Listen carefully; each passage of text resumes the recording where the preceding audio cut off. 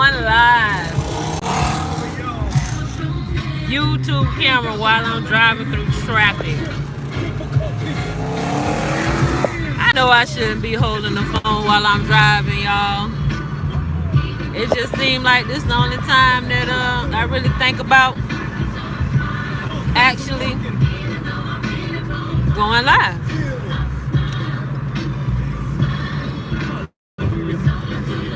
And yes, I'm thinking about smiling because a lot of us know what it is to grin and bear. We go through so many things that a lot of people would never expect us to be going through. But some of our, toughest soldiers that are really experiencing 10 fingers down and 10 toes in type of pain are smiling. You would never expect it. Hell, I heard comedians have some of the most manic, depressive type of lives, and hell, I think comedians are the most intelligent people that I've ever come across. Comedians are very, very, very intriguingly smart. They study things, and it's not easy to make folks laugh. Shoot, especially folks in the Midwest. Boy, I'm glad I had an opportunity recently to live in the Midwest for a while. I don't know if I'm going to be able to return back. I'm going through some changes and twisting some toils and snares. I may be able to get back there to that quiet again, but those people, they ain't smiling at you on a humbug. They smiling at you. If they smile at you, it's sincere. It's very rare to find a fake soul. Yeah, I kind of am afraid to express this, but I feel like I need to express this. I called well, I had to call out on my dearest love for some encouragement today. I really am not in the space that I was in, but because I was in it, I feel like it's necessary to express it because if you ever watch my little YouTube channel, it's all about upliftment in life and empowering yourself and thinking clearly. And a lot of folks don't like to admit it, but hell, I'm finna go ahead and admit it and hit it and quit it, hopefully. You know what I'm saying? Wow, if I had a camera turned around, you would have saw this fool right here trying to run out in the street. Well, I could see that he is panting and exhausted, so maybe he on that fire water. You really got to force yourself through life a lot of times when those necessary feelings that you need aren't there. And we're not all born equipped with happy feelings that last for the entirety of our life. I said the other day that life is a struggle. Hell, it's a struggle to come out of the womb is my favorite quote. And another one of my new and latest quotes is all relatives ain't family. You can be related to people, and relation and family means something totally different to me. And people have to take accountability for who they are and the title that they hold and how they stand in your life on their own. But this is what I really wanted to share is that earlier I was feeling really twisted inside, really hurt and in pain. My chest and stuff was all tight and felt full of anxiety. My belly felt full of butterflies and that push back your appetite type of feeling, like you don't have an appetite. Especially when I hear that cry that you might hear Savannah making back there right now. When she cries like that, it does something that when I'm not in a good space, it does something that like wrenches my gut. It really hurts. It's like an annoying, painful, sad I have inside that I don't really know how to articulate. I'm doing my best to express it to those that need to hear, because I needed I'm just go ahead and say it. Sometimes we have depressive thoughts that make us feel like, we shouldn't be walking around here, or we shouldn't be existing here. And at one time I was so confused about who to ask for help. I asked my gynecologist, could you give me some volume or something, because I need some happy pills. I'm not feeling so happy lately, and I'm normally a rambunctious, very happy, up to bouncing around type of person, and so many things had done happened to me so quickly. And not saying that it don't happen to everybody, but everybody deal with things differently. But the shit started getting to me, and she wanted to Baker Act my ass, and I was like, well, why the hell I gotta be Baker Act just because I asked you for some volume, man? Why don't you just tell me I'm asking the wrong person for help and refer me out? But damn, bitch just wanted to put me in the, excuse my language, and I'm always talking about people shouldn't be cussing around the kids, and I got the kids in the background right now, one sleep. But yeah, this woman didn't want to refer me to the appropriate physician. Instead, she just wanted to have me Baker acted and forced into a facility for help. And at the time it was gloomy, but it wasn't that gloomy, and I just didn't really know what to do for myself. Well, I realized that having lupus, or being diagnosed with lupus anyway, some of the symptoms are to this very quiet, well kept under wraps dis-ease, is depression. Very bad depression. Very foolish thoughts come through your mind and your heart. Things that make you feel like you want to just tap out. You don't want to, you just can't carry on anymore. And it's very difficult to pull yourself out of that sort of funk. I mean, if you ever had the blues, you just know what the blues is. And it's not fair to have the blues around the youth. My baby back there, it ain't her fault that I feel bad. But I feel like it's not fair to her for me to be all funky and closed-mouthed and all achy and hurt up inside just because because I got a problem. It's not fair to her, So what I'm doing now is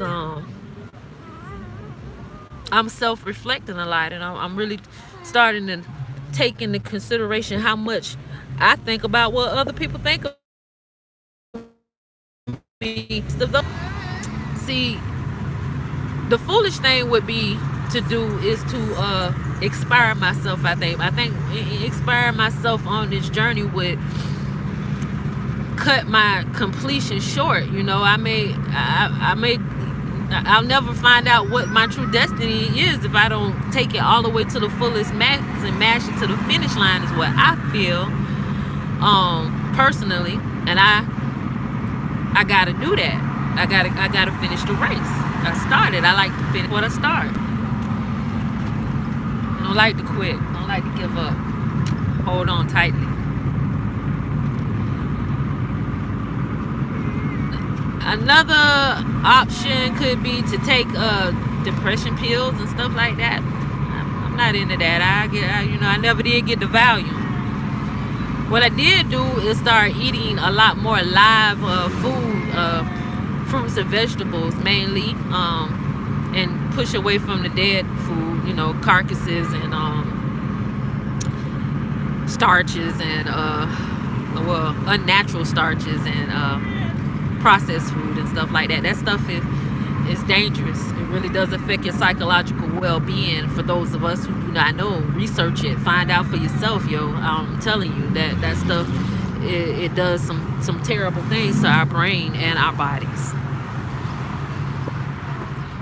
Another thing, option was, I started thinking to myself, hey, I didn't create her alone. The same way I'm saying our family is not created alone. I'm tired of everybody acting like I gotta be all by myself and destituted to myself with my baby.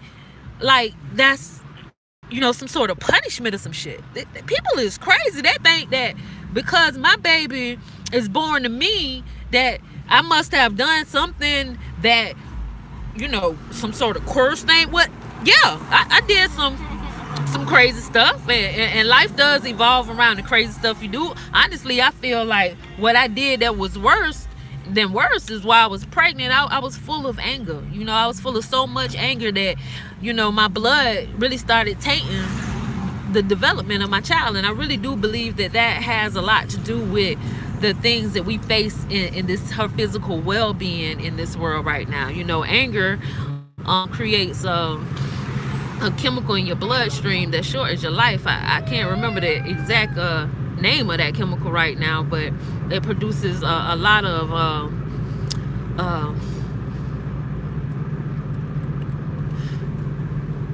stress type of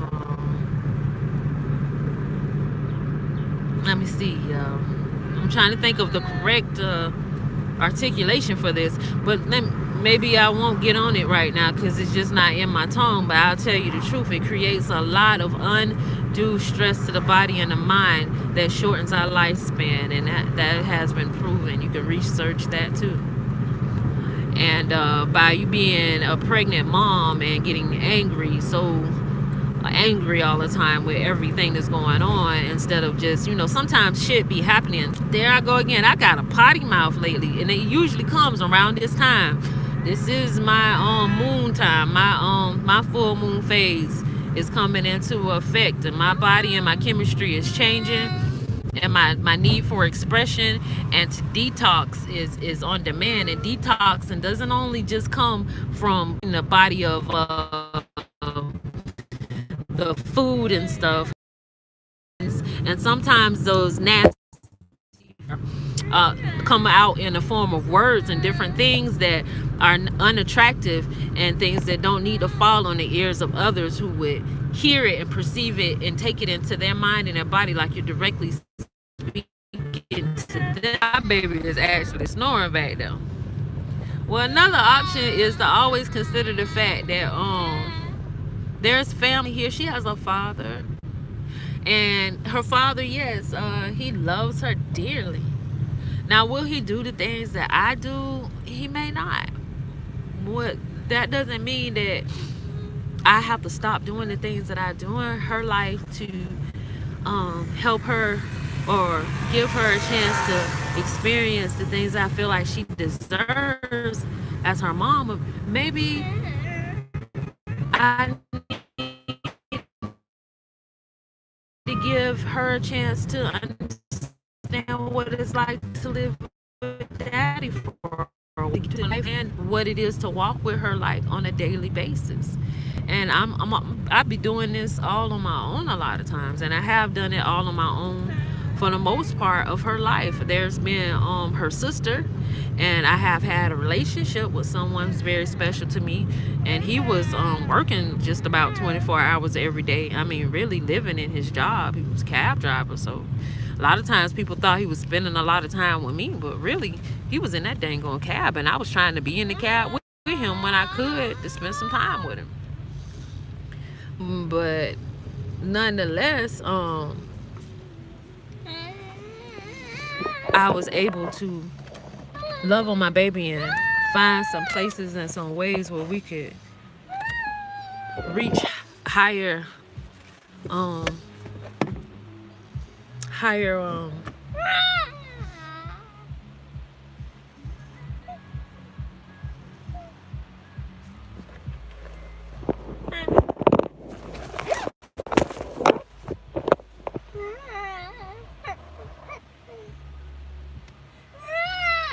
would you please stop?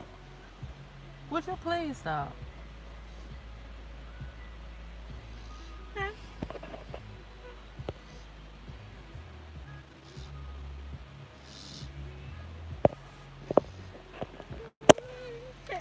Well, we are here at the house now, and I'm about to get her out the car. But yeah, it doesn't make me a bad mom to want to live And living sometimes may mean you have to make decisions that you don't want to make to rearrange your life. And I'm really thinking about making some serious decisions to rearrange my life and make it where we all can be happy and live this life that we've been given. We have a privilege to walk through. But I'm never going to be any good for any of my kids if I'm not here mentally, and my health is slipping all the time, and my mental health is just as important as my physical health. I mean, yeah. You got a reason that you crying like that? You want to tell me why you crying? And then you crying and you don't have to be crying like that. Why are you crying? Why are you crying? You don't want to go in the house? No. We've been outside since about, I don't know, 2 o'clock, 1:30, 2 o'clock today. It's it's going into the evening hours. It's about 6, 7 o'clock now. There's some pizza in there. You want some pizza? Oh, whoa! You looked at me. Now I'm about you some pizza. There's some more pizza in there. Oh, you want some pizza? Okay, well, we'll go get some pizza now since you cool about getting out. Let me go ahead and make sure that the front door is unlocked so I don't have to stand there holding you, waiting for the door to get unlocked. Okay? You want to hold the keys? Alright, I'll let you hold the keys. Don't be mashing buttons and stuff. Whatever. Mash buttons, baby. It don't matter. Yeah. Um,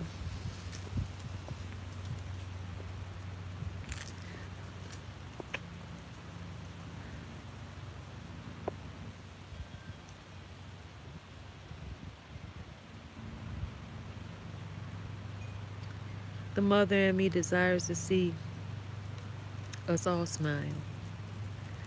The love in me desires to see us all smile. Smiling is imperative, and not just to wear a smile, yet to really feel your smile, love your smile. Don't just hide behind your smile.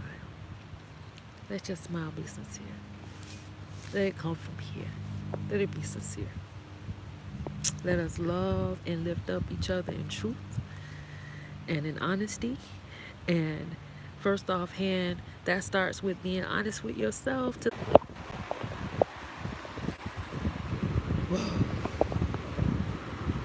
Made it here with this little one inside, and she does not feeling like me going live, so I gotta say goodbye. But I will be back. I will be back to finish that conversation about smiling. We all gotta smile. We find ourselves not smiling. Life ain't really worth living.